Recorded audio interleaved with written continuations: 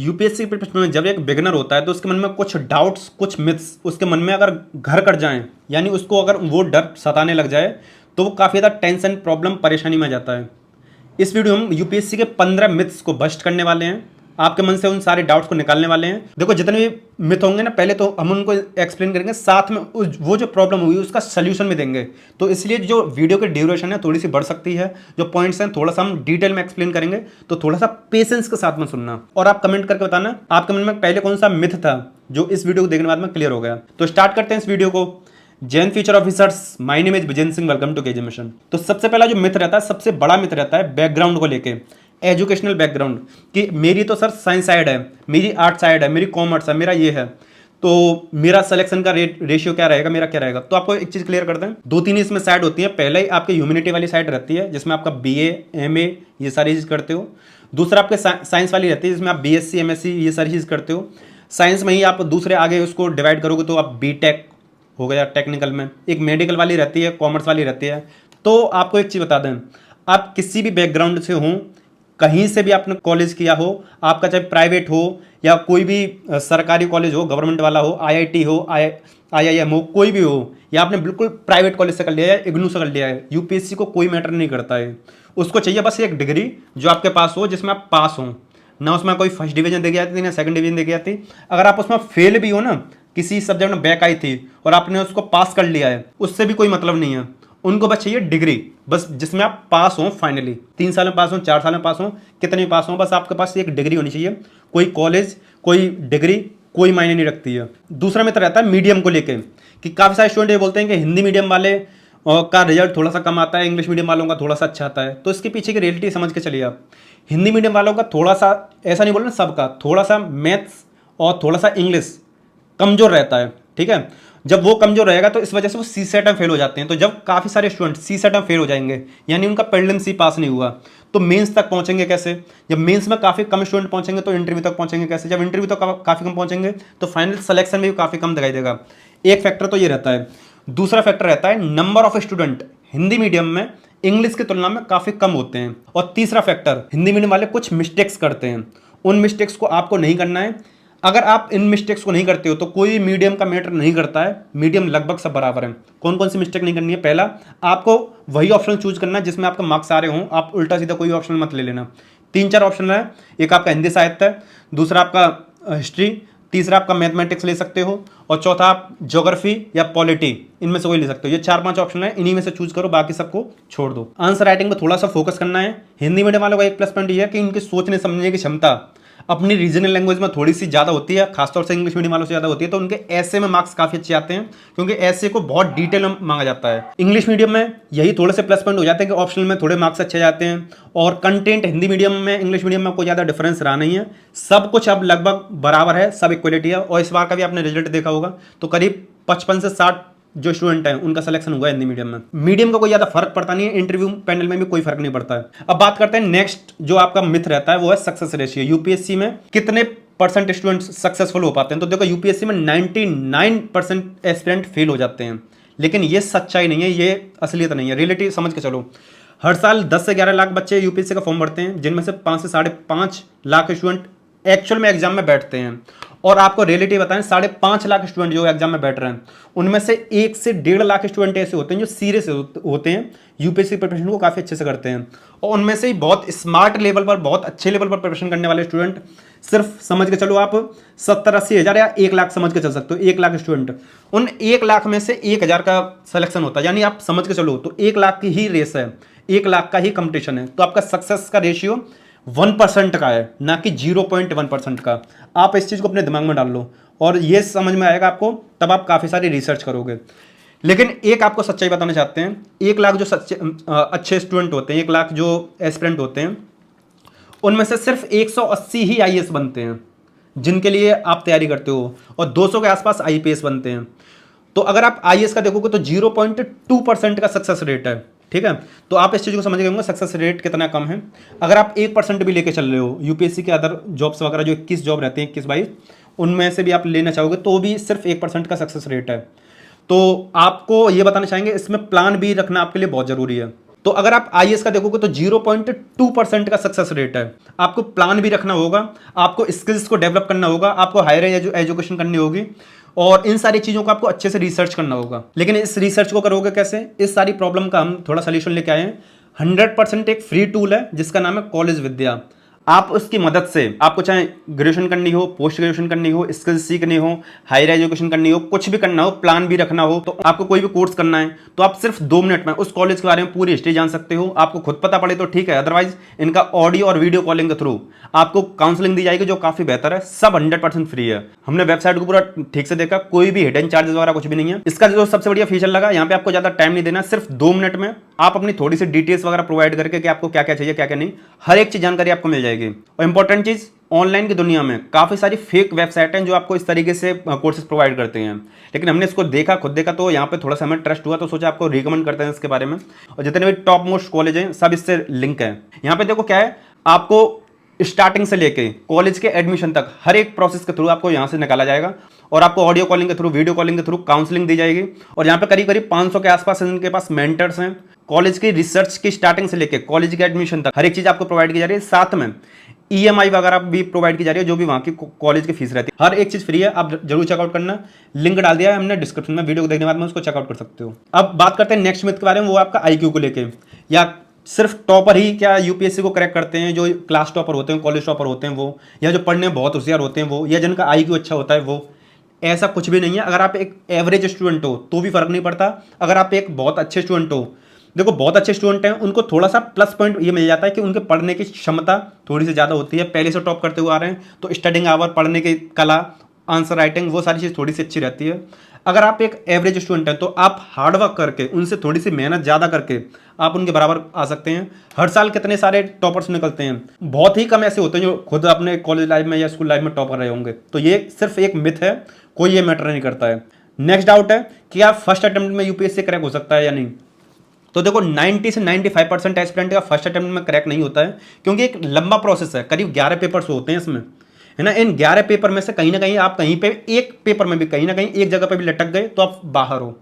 इसीलिए 90 से 90% एस्पिरेंट इसमें से फेल हो जाते हैं फर्स्ट अटेम्प्ट में, उनका क्रैक नहीं होता है। मुश्किल से 5-10% का ये क्रैक होता है। तो आप दिमाग में ये मान के चलो कि आपको अच्छे से तैयारी करनी है, 2-3-4 साल तक इसमें आपको देना ही देना है। फर्स्ट अटेम्प्ट वाले आप समझ के चलना, आपका बस कर्तव्य है कि आपको अच्छे से कैसे आप इसको क्रैक कर सकते हो। कुछ टाइम पहले हमने जागृति मैम का इंटरव्यू लिया था, उनसे भी ये सेम क्वेश्चन किया था। इंटरव्यू आप फाइनल देख लेना, खुद आइए ऐसे हैं वो, लिंक डाल देंगे डिस्क्रिप्शन में। नेक्स्ट मिथ रहता है कि मुझे रैंक 1 लेके आनी है। रैंक 1 भी सिर्फ एक मिथ के तौर पे है कि मैं दावा करता हूं और मैं रैंक 1 लेके आ जाऊंगा, ऐसा नहीं होगा यूपीएससी में। यूपीएससी में जो टॉपर्स भी होते हैं ना, कभी भी टॉपर्स के इंटरव्यू देखना, वो खुद बोलते हैं कि मुझे तो खुद पता नहीं था कि मेरा इसमें लिस्ट में नाम भी आ सकता है, पीडीएफ जो आता है रिजल्ट का उसमें मेरा नाम भी आएगा। उनके खुद के लटकने के चांसेस रहते हैं। ये बहुत ज़्यादा अनप्रेडिक्टेबल होता है। बस आपने अच्छे से पेपर फॉलो किए हैं, पेपर अच्छे से दिए हैं, अच्छे से कंटेंट को पढ़ा है, अच्छे से डिलीवर करके आए हो और आपका लक अच्छा काम कर रहा है आपके साथ में, आपका टॉप रैंकिंग में आने के चांसेस बढ़ जाते हैं। लेकिन रैंक 1 या रैंक 10 या रैंक 100 तक का भी कोई दावा नहीं कर सकता है। एक मिथ ये है कि यूपीएससी में सिर्फ हार्डवर्क चाहिए होता है, हार्डवर्क से ही काम चलता है। ये एक 100% मिथ है। यूपीएससी हार्डवर्क नहीं मांगता, हार्डवर्क पहले मांगता था 2010-11 के आसपास, जब आप रट सकते थे बहुत सारी चीज़ों को। अब बहुत ज़्यादा एनालिटिकल अप्रोच आने लग गई है। अब आपको हर एक चीज़ को सोचना होगा, समझना होगा, उसके बाद में आपको करना होगा। देखो आपको हार्डवर्क के साथ में स्मार्ट वर्क करना होगा, कहाँ कहाँ पे कौन कौन सी चीज़ों को छोड़ना है, कौन कौन सी चीज़ों को अडेप्ट करना है, टेक्नोलॉजी का कैसे इस्तेमाल करना है, वो सारी चीज़ पकड़नी होंगी। एंड साथ में आपका लक भी मायने रखता है इसमें। लक किसी किसी का 10, अगर लक की बात करें तो लक कम से कम 10 से 15%, 20% तक मायने रखता है। किसी किसी का 30-40% भी मायने रख सकता है। तो ये डिपेंड करता है पर्सन टू पर्सन, उसका कैसे कर्म है, उसका कैसा भाग्य है, ठीक है, उसके हिसाब से ये मायने रखता है। नेक्स्ट मिथ ये है कि यूपीएससी वर्ल्ड का सबसे टफेस्ट एग्जाम है। ये एकदम मिथ है, इससे भी टफेस्ट एग्जाम है। अगर आप टफनेस ऑफ क्वेश्चंस देखोगे तो आईआईटी जेई का जो पेपर होता है बहुत टफ होता है। जो गेट का पेपर होता है जो इंजीनियर्स का होता है वो काफ़ी टफ होता है। कुछ 1-2 पेपर आपके अमेरिका में भी होते हैं, वो काफ़ी टफ होते हैं। 1-2 पेपर आपका चाइना में भी है, जापान में भी है। तो आप अगर ऑल ओवर वर्ल्ड को काउंट करके चलोगे टफनेस के हिसाब से तो ये सबसे टफ नहीं है। हाँ, टफेस्ट की काउंटिंग में जरूर है, तो इसको वन ऑफ टफेस्ट कह सकते हो, तो सबसे टफेस्ट नहीं है। लेकिन बात करें एग्जाम पैटर्न को लेके, बात करें इतने सारे पेपर्स को लेते हुए, बात करें इतने सिलेबस को लेते हुए, और एक इतनी अच्छी एनालिटिकल अप्रोच मांगता है, ये इतने अच्छे बंदे को मांगता है, पॉजिटिव अप्रोच वाले बंदे को मांगता है, तो इन सारी क्वालिटीज़ को देखोगे तो आप वर्ल्ड का सबसे सबसे टफेस्ट एग्जाम कह सकते हो, और सारे पैरामीटर्स को अगर आप ध्यान में रखोगे तो। अगर बात करें सिर्फ और सिर्फ आप इस चीज़ पर इसको वर्ल्ड का टफेस्ट कह दो कि ये टफ है, क्वेश्चंस आते हैं, तो ऐसा कुछ नहीं है। जो आपका मेंस के भी जीएस वाले सब्जेक्ट होते हैं ना, उसमें भी एक जनरल स्टडीज, जनरल पर्सपेक्टिव ही मांगा जाता है हर एक चीज़ का, लेकिन मांगा हर एक चीज़ का जाता है, हर एक एस्पेक्ट को मांगा जाता है। नेक्स्ट डाउट स्टूडेंट का ये रहता है कि जिनकी राइटिंग अच्छी है सिर्फ वही यूपीएससी में मार्क्स लेके आ सकते हैं, वही टॉप कर सकते हैं, ऐसा नहीं है। आपकी राइटिंग अगर एवरेज भी है तो काम चल सकता है आपका, लेकिन जो प्लस पॉइंट थोड़ा सा मिल जाता है उनको जिनकी राइटिंग अच्छी है, क्योंकि टीचर उससे अट्रैक्ट होता है, और ये ह्यूमन साइकोलॉजी है, सबकी है। अगर आप किसी चीज़ को अच्छी देखोगे, अगर आपका ही खुद का रूम गंदा पड़ा हुआ है तो आपको अच्छा नहीं लगेगा। अगर वही अच्छे से सुव्यवस्थित होगा, हर एक चीज़ जिस जगह पर है, तो आपको भी वो अच्छा लगेगा। तो उसी तरीके से टीचर की साइकोलॉजी होती है, वो भी होता तो ह्यूमन है ना। तो अगर आपकी राइटिंग है तो थोड़ा सा प्लस पॉइंट मिल सकता है, लेकिन आप थोड़ी सी राइटिंग को इम्प्रूव करके उसमें भी अच्छे मार्क लेके आ सकते हो। लेकिन ये मिथ है कि राइटिंग गंदी है तो आप क्रैक नहीं कर सकते। नेक्स्ट मिथ ये है कि यूपीएससी को अगर क्रैक करना है तो कोचिंग करना बहुत ज़रूरी है, अगर आप ऑफलाइन नहीं कर सकते तो ऑनलाइन करना जरूरी है। ये सिर्फ एक मिथ के ही समान है।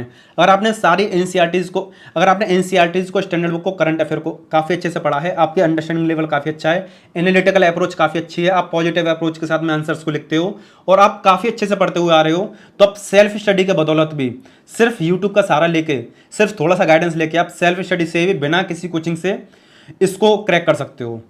अगर आप कोचिंग को ज्वाइन करते हो तो वो आपके रास्ते को थोड़ा सा आसान बना देती है, गाइडेंस आपको टू द पॉइंट मिलता है, इधर उधर भटकना नहीं पड़ता, आपका टाइम, एफर्ट, एनर्जी, मेहनत सब कुछ बच जाता है, आपको हाथ में परोसा हुआ मिलता है। कोचिंग से आपको हेल्प करती हैं। कोई भी कोचिंग, कोई भी नोट्स, कोई भी टीचर, कोई भी मेंटर आपको यूपीएससी को क्रैक नहीं करा सकता जब तक आपका उसमें एफर्ट ना हो। ठीक है, ये चीज़ समझने वाली है। तो कोचिंग, सिर्फ कोचिंग से ही होगा, ये मिथ है। नेक्स्ट मिथ ये है कि अगर आपको यूपीएससी क्रैक करना है तो आपको दिल्ली जाना बहुत जरूरी है, या जो भी इंपॉर्टेंट या जो भी पॉपुलर जगह हैं, जैसे लखनऊ हुआ, बेंगलोर हुआ, इन जगह, जिस जगह पर यूपीएससी की कोचिंग होती है उस जगह जाना जरूरी है। ऐसा बिल्कुल नहीं है। जितने हर साल टॉपर होते हैं, आधे से ज़्यादा ऐसे होते हैं जो अपने घर से या किसी रूम से तैयारी करते हैं। तो बिल्कुल मिथ है, आप कहीं से भी बैठ के, आजकल तो ऑनलाइन का जमाना हो गया है, घर से भी ऑनलाइन तैयारी करके आप हर जगह से क्रैक कर सकते हो। इस बार के भी टॉप रैंक 1 देखो, कहीं से कोई कोचिंग नहीं करी है। टॉप 2, टॉप 3 जो रैंकर्स हैं उन्होंने ऑनलाइन करके तैयार किया है, तो कोई भी कहीं से भी अच्छे से कोचिंग नहीं लिया है। हाँ, जो अदर छोटे छोटे फैक्टर्स होते हैं उनको आप ऑनलाइन से कवर कर सकते हो, जैसे आंसर राइटिंग हुआ, ऐसे राइटिंग हुआ, इंटरव्यू पैनल हुआ, इंटरव्यू के लिए आपको जाना पड़ सकता है। नेक्स्ट जो स्टूडेंट के मन में मिथ बैठा रहता है वो ये है कि यूपीएससी का कोई और छोड़ नहीं है, कोई सिलेबस नहीं है। ये एकदम मिथ है, 100% मिथ है, क्योंकि यूपीएससी का प्रीलिम्स का सिलेबस यूपीएससी ने नहीं दे रखा है, लेकिन मेंस के उसने कीवर्ड दे रखे हैं, मेंस का सिलेबस उसने दे रखा है। आप उन टॉपिक्स को, उनके सब टॉपिक्स को और उनके जो छोटी छोटे हेडिंग्स हैं उन सबको यूपीएससी के पीवाईक्यूज को आप एनालिसिस करोगे तो आपको समझ में आ जाएगा। पिछले 25 साल के पीवाईक्यू सॉल्व कर लेना आप प्रीलिम्स के, आपको पूरा और छोट समझ में आ जाएगा यूपीएससी कहाँ कहाँ से पूछता है। ये सारी चीज़ आपके दिमाग में समझ में आ जाएगी। बात करें मेंस की, तो मेंस का तो बहुत सेलेक्टिव सिलेबस होता है। आप अगर उनके कीवर्ड्स को समझने लग गए तो आप अच्छे से कर सकते हो। एक मिथ ये रहता है कि जो करंट अफेयर्स में पूछा जाता है उसका भी कोई और छोड़ नहीं रहता, कहीं से भी वर्ल्ड के करंट अफेयर पूछे जा सकते हैं। नहीं, जो यूपीएससी के एस्पेक्ट को ध्यान में रखते हुए करंट अफेयर है वही जो इंडिया को इंपैक्ट कर रही है, इंडिया के लोगों को इंपैक्ट कर रही है, इकोनॉमी को इंपैक्ट कर रही है, पॉलिटिक्स को थोड़ा सा इंपैक्ट कर रही है, उन सबसे रिलेटेड सारी करंट अफेयर पूछे जाते हैं। न्यूज़पेपर के जितने पन्ने आते हैं सारे इसमें काम के नहीं होते हैं। मुश्किल से 1/4 न्यूज़पेपर ही आपके काम का होता है, 1/4 भी नहीं, समझ के चलो सिर्फ 1 घंटा आप न्यूज़पेपर पढ़ रहे हो, इतना इनफ है। बहुत लिमिटेड करंट अफेयर पूछा जाता है, लेकिन पूरे साल का 1-1.5 साल का पूछा जाता है, तो इसलिए बहुत हो जाता है। लेकिन अगर आप डेली के हिसाब से देखोगे तो बहुत लिमिटेड होता है डेली के हिसाब से। तो करंट अफेयर का भी और छोर है, सिलेबस का लिमिटेशन है। एक बहुत बड़ा मिथ रहता है कि यूपीएससी को क्रैक करना है तो 16 घंटे पढ़ना बहुत जरूरी है। ये बिल्कुल मिथ है। आजकल के टॉपर, इस बार के भी टॉपर देखोगे आपने, बहुत सारे टॉपर्स ने खुद इंटरव्यू में बोला है कि मैं तो सिर्फ 8 घंटे पढ़ती थी, या मैं सिर्फ टारगेट ले लेती थी, फिर चाहे दिन में 4 घंटे पढ़ पाऊँ, 6 घंटे पढ़ पाऊँ, या मैं सिर्फ इतने घंटे रेगुलर पढ़ती थी।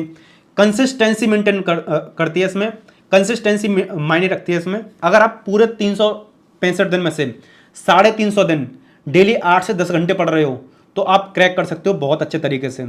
2 तरीके की प्रिपरेशन होती है, एक होती है आपकी फिजिकल प्रिपरेशन जो आप बुक्स वगैरह पढ़ते हो, लेक्चर वगैरह, कोचिंग वगैरह ज्वाइन करते हो, एक होती है मेंटल प्रिपरेशन। आपको उन सारी चीज़ों को थोड़ा सा एनालिसिस भी करना है, अप्रोच के साथ भी चलना है। तो ये बहुत बड़ा मिथ है कि आप 16 घंटे पढ़ोगे तभी क्रैक हो पाएगा, ऐसा बिल्कुल नहीं है। आप अगर अच्छे से पढ़ के चल रहे हो, ठीक है, एनालिटिकल अप्रोच सही है, मेंटली पढ़ के चल रहे हो तो आप 8-10 घंटे में क्रैक कर सकते हो। देखिए ये वीडियो हो गया काफ़ी लंबी और हम इस वीडियो को यहीं समाप्त करते हैं। अगर आपको इसका पार्ट 2 चाहिए, क्योंकि यूपीएससी में 30-40 मिथ रहते हैं, तो इसका पार्ट 2 चाहिए तो कमेंट कर देना, इस वीडियो को लाइक कर देना। आप अगर चैनल को सब्सक्राइब करोगे, वीडियो को लाइक करोगे, तो ही इसका पार्ट 2 बनाएंगे हम। वीडियो को शेयर करना, लेफ्ट वाली वीडियो क्लिक करके जो भी 2024-25 के लिए गाइडेंस सीरीज है आप उसको चेकआउट कर सकते हो। यूपीएससी प्रिपरेशन बिल्कुल जीरो से तैयारी करनी है तो आप इसको चेकआउट कर सकते हो इस वाली वीडियो को। और जो कॉलेज विद्या के बारे में आपको बताया था, डिस्क्रिप्शन में लिंक दे रखा है, आप फ्री टूल है, 100% फ्री टूल, आप उसको चेकआउट कर सकते हो। इस वीडियो को यहीं समाप्त करते हैं, सारे इंपॉर्टेंट लिंक हमने डिस्क्रिप्शन में दे रखे हैं। चलिए मिलते हैं नेक्स्ट वीडियो में। जय हिंद।